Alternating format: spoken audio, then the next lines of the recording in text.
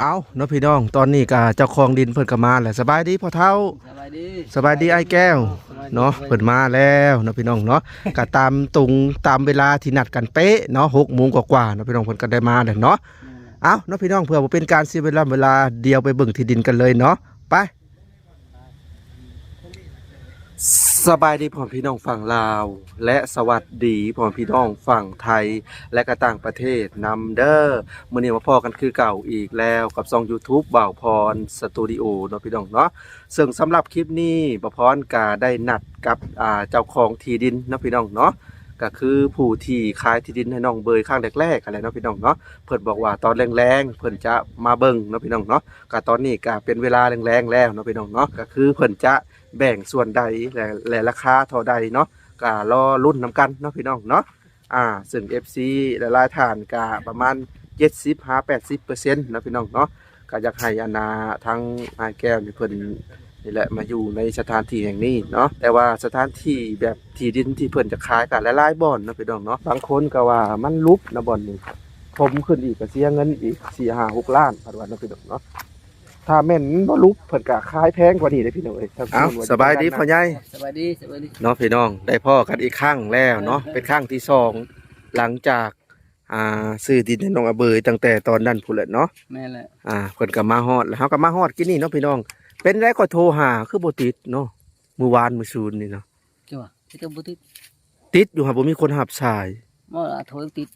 ฮะบ่ล่ะโทรติดตลอดขอโทรหาว่าเราบ่ได้อะไรโตไปโตมาจักทันบ่ค่อยโทรบางช่วง 2-3 มื้อนี่ได้2 ชั่วโมงโทรอีกแล้วเราไปหาไปเอาเลยโทรไปนำอีกติดต่อบ่ได้เอาเลยเป็นจังได๋วะบ่ค่อย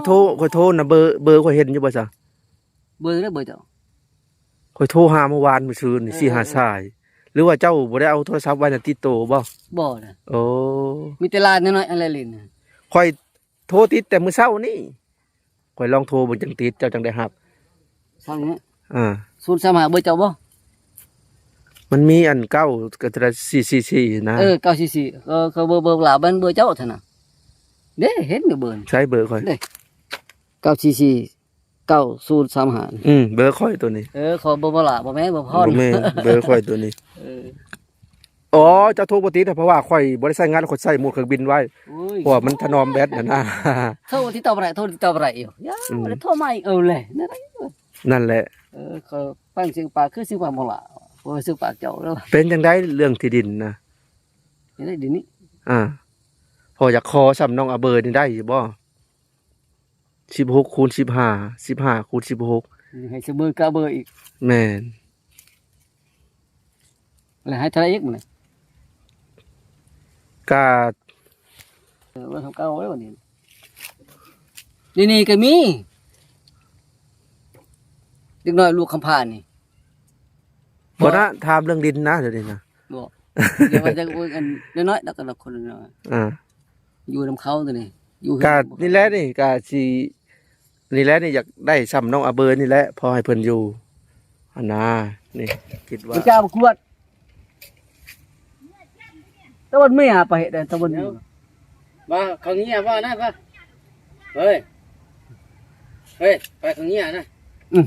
ไปเงี้ยนี่เขาให้ออนทางมังเฮ้ยไปทางมังอันนี้เลยตะวันดังฮะนี่ก็ตัวดังตัวดักcho đang đường lẻ không nhà lâu tôi đẳng là không có tôi không có đấy chết lại thượng tivi đấy cái này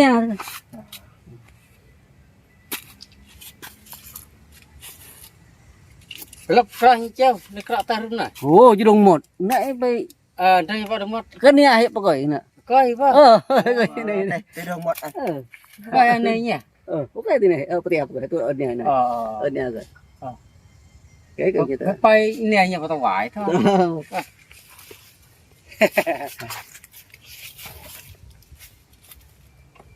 mình thấy anh vào mía rồi เมียเราบ่ได้มาน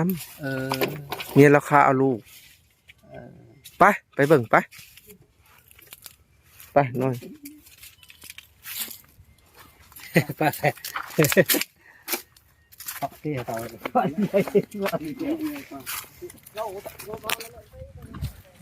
เอาเนาะพี่น้องตอนนี้เพิ่นกาสิขายให้บอนได้แน่เนาะตามที่พรนำเดาก็น่าจะบอนนี่แหละคิดว่า น้องพี่น้องในที่สุดทางเจ้าของดินเพิ่นก็มาเป็นที่เรียบร้อยแล้วเนาะ อ่า มาเบิ่งกันเลยบ่อนเพิ่นสิตกลงปลงใจกันว่าจังไดเนาะ ค่าเท่าใด สวัสดีทางพ่อ สบายดี แดดเนาะ แดดใส่แว่นตาเนาะพี่น้อง เริ่มตาใส่หมวกใส่แว่นตาไว้พี่น้อง เส้นไฟ อันนี้ก็เป็น ดังนี่แหละมัน เจ้าของดินเพิ่นสบายดีเด้อทางเจ้าของดินเพิ่นเด้อ สบายดี สบายดีเบิดทุกคนนะ มาอาบแดดก่อนพี่น้องไป เด็กกันวันนึง อาบแดดกันบัดนี้ เออ แต่ว่าเนี่ยละว่าได้มันเย็นนี่มันร้อนเด้อ เย็นโทษ เย็น มาอัปเดตเป็นอะไรบาทนี่มึงรู้เลือกที่ดินนี่ ก็ได้ ได้บ่ ได้เป็นว่า ก็ได้ เท่าไรล่ะขนาดนะ15 คูณ 16บ่ ว่าจะได้15คูณ16 เนาะอืม ซ้ำกับน้องเบย สับน้องเบยเป๊ะๆนี่แหละ พอดีเคียงข้างกันเลยเนาะ สำคัญแต่ว่าราคาบ่กองกันคือเก่าเด้ ห่านน่ะ ราคาขึ้น ก็ เด้ ต้องลดได้บาทเลย โอ้ยปีใหม่มันขึ้นมันขึ้นปีใหม่แล้วขึ้นแน่นอนมันขึ้นปีใหม่ ปีใหม่ขึ้น ขึ้นเด้ เมนอยู่แล้วปีใหม่ขึ้นคอยแต่ลง ที่ใหม่ขึ้นแล้ว ขอน้ำเห็นแล้วมันจะเป็นที่ว่าขอมันปีใหม่มันขึ้นเลย อยู่หนาให้กว่านี้ว่าสิ เม ว่าน อยู่แล้วมันถ้ากับทิศ2ทิศนี่ เออ ที่เรียกว่า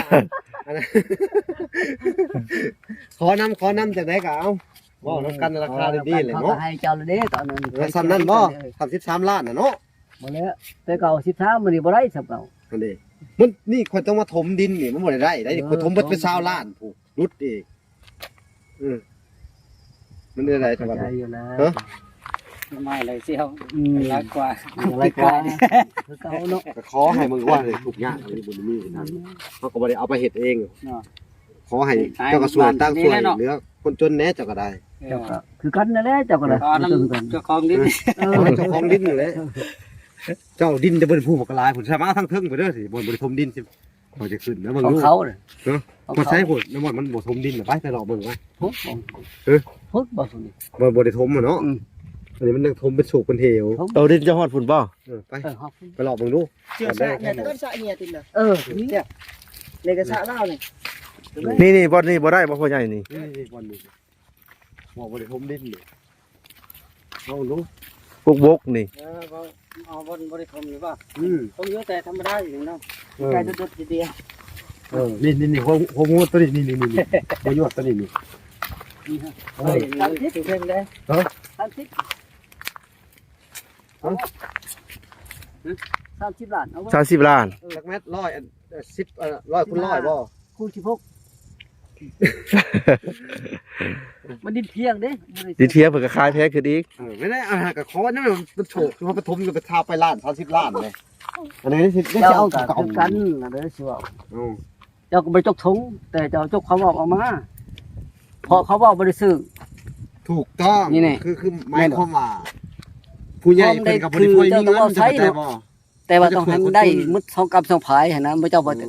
จะได้พูดกว่ามากกว่าของคนอื่นความไม่รับกับคนอื่น มันบ่ได้นั่น โอ้อันนี้คือ คือ ถ้าว่าดินเพียงนี่30เท่าใดพุ่น30ล้านเนาะ ล้าน ถ้ามันรูปก็บ่พ่อใหญ่อันซ้ำเก่าได้บ่ล่ะ สั่งเก่าขอนำไป ซ้ำเก่านั่นนะ บ่ว่าบ่ได้สำเก่านะบ่ได้แล้ว ขอนำอีก เคยขอน้ำเจ้าอีกขอน้ำน้องนุ่ง เท่าไรดับ100,000นึง ว่าแล้วเจ้าก็ขอแสนนึงเพิ่มแสนนึงเป็นแสนนึง นั่นแหละคงจะขึ้นนั้นมันจะไปขึ้นแพงลำทิศ2ทิศเนาะ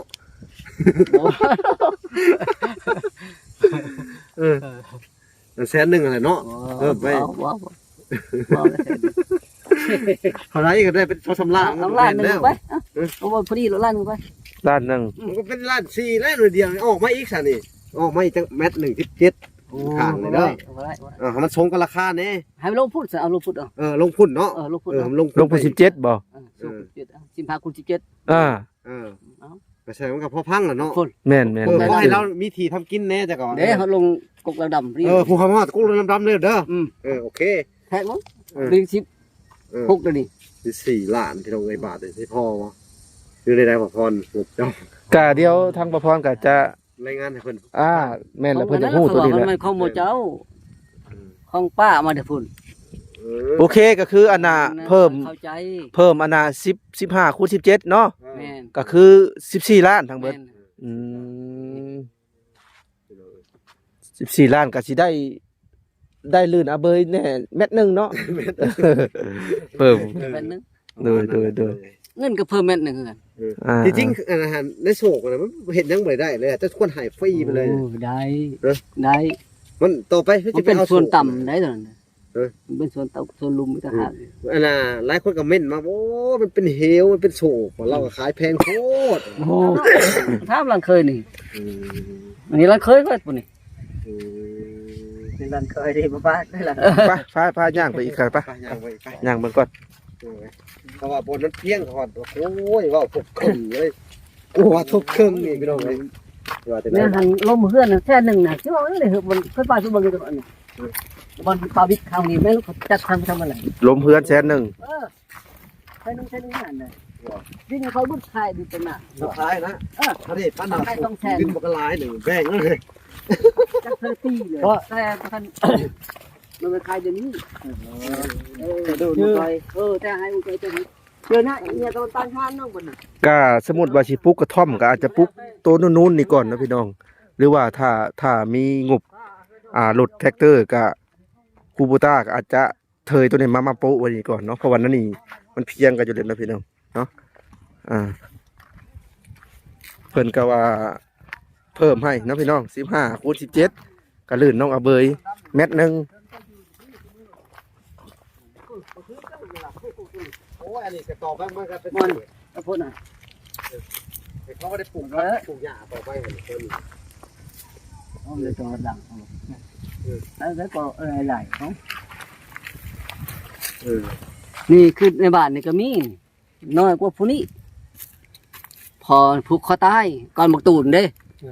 บ่นั่นแหละ เขาอยากคล้ายคือกันบ่ว่าเขาอยากคล้ายคือ นี่ต้องปีลงมา ว่าง่ายๆก็คือแทกตาม15คูณ17เนาะฮอดไซก็ตามนั่นนั่นแหละตามที่เจ้าบ่งบอกมาแหละ แล้วตะไคร้กล้านี่ ก็สิเลยลงมานี่แทกจากต้นนี้แหละนี่แม่นเลยสิเลยจากน้องอเบยมานี่ประมาณ1เมตรนี่ เป็นว่าจะให้2เมตรเพิ่มไปอีกดิได้ให้เพิ่มไปอีก เพิ่มอีก เขาได้ให้เพิ่มอีกนี่ ให้เพิ่มอีกบ่ฮะ เพิ่มไปคนนี้แสดงว่าเรามีดีตอนนี้แล้วจริงเหรอให้เพิ่มไปแล้วจ้ะ บ่ทันเลยบ่ นี่เลย แต่คุณเอาโยมเอาเลยชาโยมเอาเลยเลยบอกเรื่องชาเม็ดมาแทง ยกรถอันนี้ ยาวไป เดี๋ยวเพิ่นให้ลื่นก็17เมตรนั่นนี่เนาะ มันเกินได้17อันนะฮะ เพิ่นให้ลื่นเพิ่นเอาบ่ได้ว่า 18บ่จัก18เลยบ่ เพิ่นให้18เลยเพิ่นเป็นคนใจดีอยู่แล้วจะกว้าง 15คูณ18 8 เมตรนี่ เดี๋ยวเพิ่นสิให้18เมตรเลยเด้อ นี่เลย ให้ เพิ่มอีกนะเราบอกหาดิ เพิ่ม2เมตรเนาะ เพิ่ม2เมตรโอ้ พอดีเป็น18 เมตรละ500,000พุ่นน่ะพอดี14ล้านน่ะ 500,000เราให้พอดี1416คูณ18เราให้แล้ว14ล้านนั่นแหละเราให้แล้ว เห็นบ่พ่อใหญ่อยู่หั่นเนาะ ยก เกิดอะไรเกิดลงใต้พี่ละว่าเกิดขึ้นเหนือแล้วบ้า พอดีแปะอันนั้นเลยแหละ น่ะจะเท่ากันนั่นแหละกับตารางเมตร แทก บ่ได้จ้างเนี่ย 5 เมตรเนาะ ทางกว้าง7ยาวทางกว้างนี่15นี่ลงกว้างนี่ลงยาวนี่ลงมานี่ แม่น นี่ลูกกว้างว่ะ ลงกว้างเลยตัวนี้ ลงยาวลงมาใต้ ลงยาวจะพี่ลงมาพี่ แม่น คือสรุปแล้วเนาะ16คูณ18บ่แม่นอะไร 16คูณ18เป็นให้ ทาง ไปอีก ทางยาวนี่15คูณ10 17 15คูณ 15คูณ 18 18แม่นละ 15คูณ18แม่นบ่โอเคตามนั้น 18อันนี้เนาะ 15คูณ18หรือน้องเอาเบย2เมตรเอ้ามีแต่ว่า เอาแม่นมาเอาว่าอัดกันดี บ่แล้วบัดมือแทกจ่ายเงินกันพุ่นเลย งั้นจะมาแทกกันเนาะ แม่นแทกอีกทีแหละอันนี้ก็ได้หุ้นคร่าวๆแล้วเพิ่นแบ่งให้15คูณ18ครับมือแทกกันแล้วก็แทกตามนั้นแหละ หรือว่าหรือว่าไปเบิ่งอีกอยู่หั่นน่ะเผื่อมันถือกว่านี้กันเนาะ อีไผ อยู่หั่นเพิ่นว่าให้มาเบิ่งอีกนะอยู่หน้าทางข้างนั้นเนาะเขาก็สิเบิ่งหลายช่องทางเด้อแล้ววันใดก็สิมาเบิ่งของเจ้าต่ออีกบัดนี้นะเนาะเดี๋ยวไง เรื่องรุ่นผู้ดิกนี่เบิ่งผู้ดิกบ่ เขาจะเบิ่งหลายๆบอลไว้นะเพราะว่าบางทีก็บางเทื่อกับผู้ใหญ่เพิ่นมักนั่นนี่ก็เขาบอกว่ากันหน้าเนาะ คิดแล้วนี่บ่ คิดได้บ่ ก็ได้นี่ก็ยังบ่นี่ยุ่งเอาแล้วเกินไปก็ได้ เจ้าข้างละเกือบคอยให้ใส่เกือบผู้หญิง เฮาก็มีความหวังเลย แม่น คือบ่เจ้าให้มีความหวังอยู่ แม่น แม่นเนาะคือเขาเองน่ะมีความหวังก็รอให้แต่น้องซื่อแต่บ่เจ้าให้ก็ให้มีความหวัง แม่นช่วงให้ด้วยบริสุทธิ์ใจ นี่ แล้วก็ใช้บริสุทธิ์ คอย ใจ ยังสิได้อะไรมีความหวังต่อหน้าปะดายังสิมีความหวังอยู่บ่ว่าไปเฮือนบ้านนั้นเขายังสิมีข้าวกินอยู่นะยังสิมีรถขี่อยู่นะนี่เงินมาให้ซื้อดินตัวนี้โอ้คอยได้พรเด้นี่จากกระเบยจากเท้าอันนี้แก้วนี้แล้วก็เป็นคนดีคนชอบกับเจ้านะ เขาก็มีความ แม่น อันประทานให้อยู่ โดยแม่น เขาก็ดีใจนำเด้อที่เจ้าช่วยลูกช่วยหลานเนาะ มาคอยได้สักเดือน แล้วก็ได้เงิน คันว่าลูกหลานเจ้าก็เขาได้นำเจ้าเด้เรียนลูกเนาะขอจะให้ลูกอีกใช่นึงโอ้ก็ดีใจเนาะเฮาก็ดีใจ มันเป็นแบบสิได้ลงอันได้ เพราะ อ ว่า ธิ ความ บาย ภา ฟั ค ง ภู เด้อ มิใจที่กันสนับสนุนกันช่วยเหลือซึ่งกันและกันเฮาก็ดีใจ โดยแม่น ว่าอย่าชโลมทงบางใหญ่ยังบ่ทอเงิน50,000นะให้นี่คือน้ำใจ โดย แม่น มันเป็นนั่นแหละนี่คือผู้บริจาคมาจากต่างประเทศเพิ่นมาให้โอ้มาขอเท่านั้นทิปขอเท่านั้นทิปเขาก็บ่ได้เอาจากทงเขา แต่บริจาคที่เขาบ่ได้คืน เอาเนาะพี่น้องก็ตอนนี้ก็ได้ตกลงกันเรียบร้อยแล้วเนาะทั้งพ่อเฒ่าเพิ่นก็แบ่งให้เนาะพี่น้องความกว้าง15เมตรความยาวนี่18เมตรเนาะก็ในราคาอัน14 ล้านที่แรกเพิ่นก็เว้า16แต่เพิ่นก็ลดให้นะพี่น้องก็ขอบใจขอบคุณทางพ่อเฒ่าหลายๆเนาะการลื่นน้องอเบย2เมตรเนาะน้องอเบยให้15คูณ16เนาะพี่น้องก็มีแต่ว่าบัตรผู้ใหญ่ใจดีเพิ่นตกลงแล้วก็สิได้ประสานหาทางพ่อเฒ่าอีกทีแล้วก็หาพวกอันพ่อบ้านอีกทีมาแทรกกันอีกทีเนาะก็ประมาณนี้ โอเคขอบใจเจ้าเด้อ ไปเบิ่งบ่ดีกว่าเขาว่า โดย อันสิไปเบิ่งอยู่ ไปในเฮือนนี่เลยสังสิแยกก่อนทางโคง ก็มีเนาะ งั้นเราอยู่เราอยู่เฮือนลังสิแยกครับเราอยู่เฮือนจันแกพี่เขาหายเดี๋ยวปุ๊บอยู่หั่นปุ๊บหันกับปุ๊บจะพุ่นแต่ว่าอ้ายเราก็ไปเอาเมียแหละบ่มีผู้เบิ่งมันแม่ก็ไปเอาผัวแหละเขาปะไปนำอยู่นำผัวเก่าผัวใหม่นี่เขาตีแล้วแล้วปุ๊บมาแล้วอยู่ผู้เดียวตัวเนี่ย จะเอาเรื่องหยังอยู่เนี่ย เรื่องเด็กน้อยน้อยอัน โอ้เพิ่นแนะนำเคสใหม่ เพิ่นแนะนำเคสใหม่เนาะ เช็ดไหม แบบเพิ่นก็เป็นคนอนาถาคือกันบ่ ไผน่ะเห็นบ่ฮะ หมอสัญญามา อันนั้น โอเคพ่อเฒ่า นี่แยกย้ายกันเนาะเขาก็จะไปเบิ่งทางหน้าต่อพี่น้องเอ้ยไปเบิ่งหลายๆหม่องหลายๆบอลเบิ่งเนาะ แม่น เอาบอลใดมันให้ถือใจผู้ใหญ่เพิ่นหั่นนะแม่นเนาะจะสิว่าตัวไหนดี เอาเนาะพี่น้องสำหรับคลิปนี้พ่อพรก็สิได้ขอตัวจบคลิปเพียงสำนี้ก่อนเนาะพี่น้องเนาะเดี๋ยวอันน่ะนี่แหละบัดมืออันตกลงชื่ออลีก็สิได้อันมาอีกครั้งเนาะพี่น้องก็คือสรุปทั้งพ่อเฒ่านี่เพิ่นแบ่งค่าให้เนาะพี่น้องแบ่งค่าให้เนาะทีแรกบ่พร้อมก็คิดโอ้ยันเพิ่นบ่แบ่งค่าให้ก็ดีใจเนาะขอบคุณทางพ่อเฒ่าหลายๆเนาะพี่น้องเนาะก็คือความกว้างนี่15เมตรความยาว18เมตรเนาะก็ลื่นน้องอเบยไป2เมตรลื่นไปทางนั้นเนาะพี่น้องเนาะจังไดก็ดีใจหลายๆเนาะทางพ่อพรก็สิได้แจ้งทั้งอนาอ้ายผู้อยู่ต่างประเทศเนาะว่าเพิ่นจะขายน่ะ14ล้านเด้ออย่างประมาณนี้เนาะแต่14ล้านก็มีค่าวัดแทกอีกประมาณ6-7 แสนนี่แหละเนาะพี่น้องเนาะก็ประมาณ14ล้านกว่าๆ เนาะพี่น้องเนาะค่าวัดแท้เพิ่นอีกค่าธรรมเนียมแท้ค่ะเด้เนาะพี่น้องเนาะเอาล่ะเนาะพี่น้องสำหรับคลิปนี้บ่พรก็สิได้ขอตัวจบคลิปเพียงเท่านี้ก่อนเดี๋ยวเอาไว้คลิปหน้าเอาไว้ตอนคลิปตอนมาซื้อมาพ้อกันใหม่อีกเนาะกับเคสของไอ้แก้วเนาะพี่น้องไปก่อนสบายดีและสวัสดี